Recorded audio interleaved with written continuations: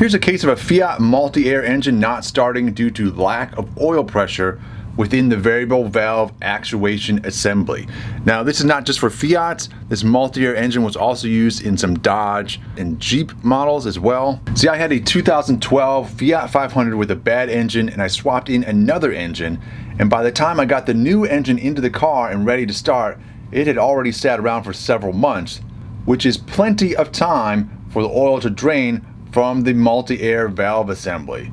This assembly is sometimes referred to as the brick by us lay people and is technically called the variable valve actuation assembly or module by Fiat. It resides on top of the cylinder head and is in charge of opening and closing the intake valves. It works via a combination of electronic solenoids and hydraulic pressure.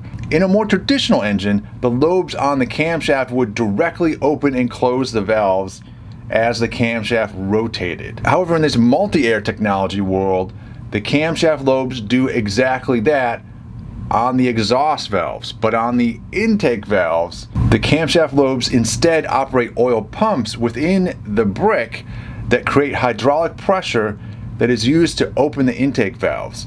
The hydraulic pressure is then supplied to the valves via a port, and that port is controlled by an electronic solenoid. The benefit of this setup is that the valves are now electronically controlled and the computer can calculate the most efficient valve timing for power and fuel economy.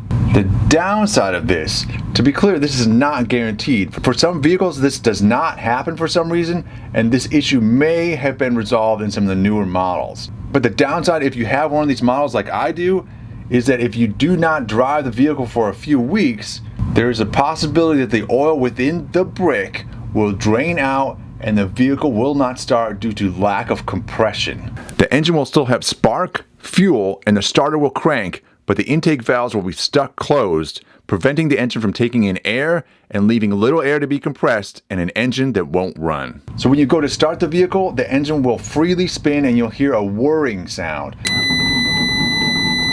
Mainly the sound of the accessory belts spinning the alternator and the AC pulley, but you will not get the lumpy sound of an engine going through its compression cycle.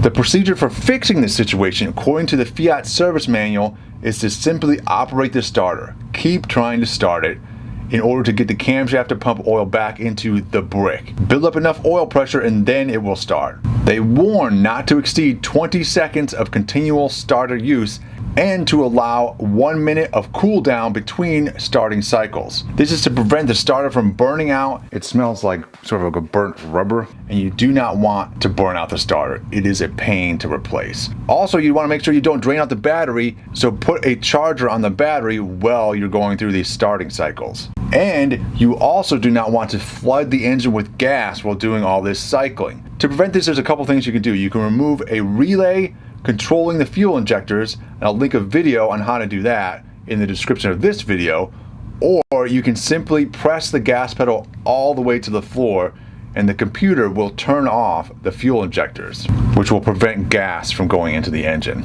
In reality, this procedure can take as many as 50 cycles to build up the requisite pressure.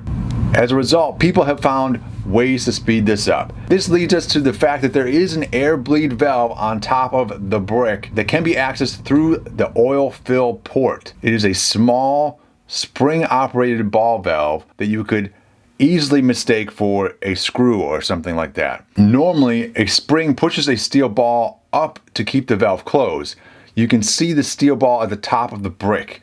By depressing the ball, you can open the valve and allow air to escape and, theoretically, increase the rate at which the brick refills with oil. Some people have had success simply removing the oil fill cap, inserting a screwdriver to depress the ball while someone else simultaneously attempts to start the car. And bam, they're good to go. I was not this lucky. I ended up removing the engine cover, air cleaner, and the plastic fill port so that I could more readily see and access the ball valve on the brick.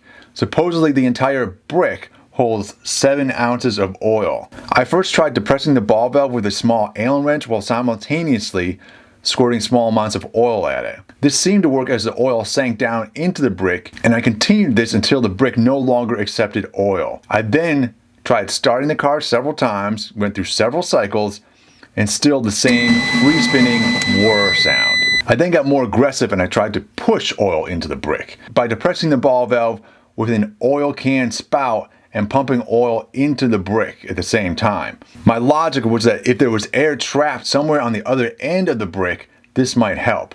It seemed that a portion of the oil was indeed making its way into the brick, and so I continued this practice until it seemed most of the oil was not making its way into the brick, and then I tried to start it again, and more whirring.